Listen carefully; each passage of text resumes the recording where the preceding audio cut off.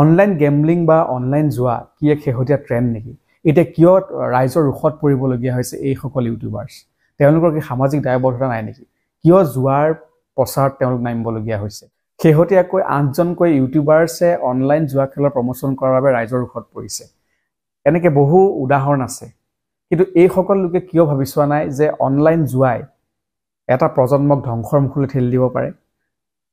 জুৱাৰ সেই ভয়াৱহতা তেওঁলোকে কি উপলব্ধি কৰিব পৰা নাই নেকি?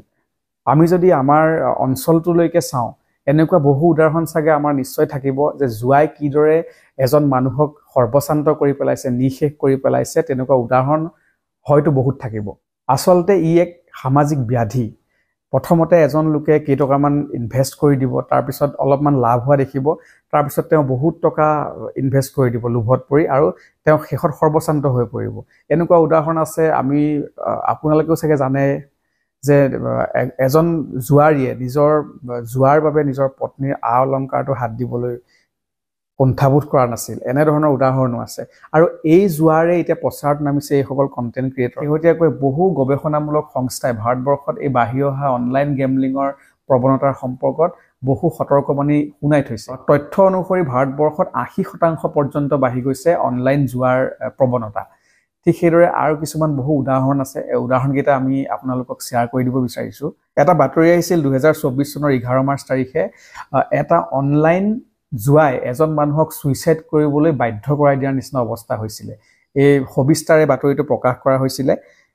ঠিক সেইদৰে আন এটা উদাহৰণ দিব বিচাৰিছোঁ। মহাৰাষ্ট্ৰৰ এজন মানুহে প্ৰথমতে 5 কোটি টকা জয় কৰে, আৰু তাৰপিছত তেওঁ পুনৰ যেতিয়া টকা ইনভেষ্ট কৰে, তেওঁ 55 লাখ টকা পৰ্যন্ত তেওঁ লোকচানৰ সন্মুখীন হ'বলগীয়া হয়। এয়াই অনলাইন জুৱা। গতিকে সকলো সাৱধান হৈ থকা উচিত এইবিলাক সামাজিক ব্যাধিৰ পৰা। শেহতীয়াকৈ টাইমছ অৱ ইণ্ডিয়া কাকতত অনলাইন গেমলিঙৰ সম্পৰ্কত এক তথ্য প্ৰকাশ পাইছিলে।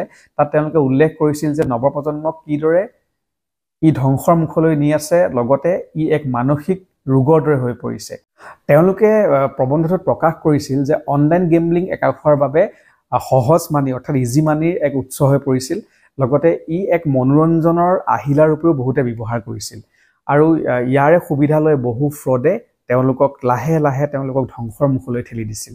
আৰু প্ৰবন্ধটোত তেওঁলোকে উল্লেখ কৰিছিল যে অনলাইন গেমলিং এতিয়া এডিকশ্যন হৈ পৰিছে। যি লোক এবাৰ ইয়াত খোজ দিছে, তাৰ পৰা তেওঁলোক পুনৰ ওলাই অহাটো বহুতৰ বাবে অসম্ভৱ হৈ পৰিছে। আনকি তাত ছুইচাইড কৰিবলৈ কিছুমান লোকে কুণ্ঠাবোধ কৰা নাছিল। ঠিক সেইদৰে ফাইনেন্সিয়েল ষ্ট্ৰেছ ল'বলগীয়া হৈছিল বহু লোকৰ। ঠিক সেইদৰে তেওঁলোকে সামাজিকভাৱে একেবাৰে আঁতৰি আহিছিল। নিজে অকলশৰে থাকিবলৈ ভাল পায়, কেৱল সেইবিলাক কামতে ব্যস্ত হৈ থাকে, একেবাৰে অকলশৰীয়া হৈ পৰিছিল, আৰু মানসিক চাপত তেওঁলোক ভুগিবলগীয়া হৈছিল। আৰু অনলাইন জুৱা এপবিলাক বা ছ'চিয়েল মিডিয়াত যিসকলে প্ৰচাৰ কৰি আছে, তেওঁলোকৰ বিৰুদ্ধেও কিন্তু এক শাস্তিমূলক ব্যৱস্থা চৰকাৰে ল'ব লাগে। কাৰণ আমাৰ নতুন প্ৰজন্মটো বা আমাৰ প্ৰজন্মটোক যাতে ধ্বংসৰ মুখলৈ তেওঁলোকে লৈ যাব নোৱাৰে।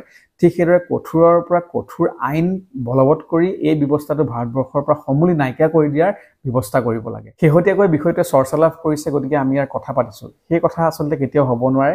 এই অনলাইন গেমলিং বা অনলাইন জুৱা ই সম্পূৰ্ণৰূপে সমাজৰ পৰা নাইকিয়া হৈ যাব লাগে, আৰু তেতিয়ালৈকে আমি এখন যুঁজ ইয়াৰ বিৰুদ্ধে দি থাকিব লাগে। গতিকে সকলোকে আমিও আহ্বান জনাইছোঁ, এনেধৰণৰ মাৰাত্মক ব্যাধিৰ পৰা সকলো আঁতৰি থাকক আৰু এখন সুস্থ সমাজ গঢ়াৰ অংশগ্ৰহণ কৰক। আজিলৈ ইমানেই। পৰৱৰ্তী ভিডিঅ'ত পুনৰ লগ পাম।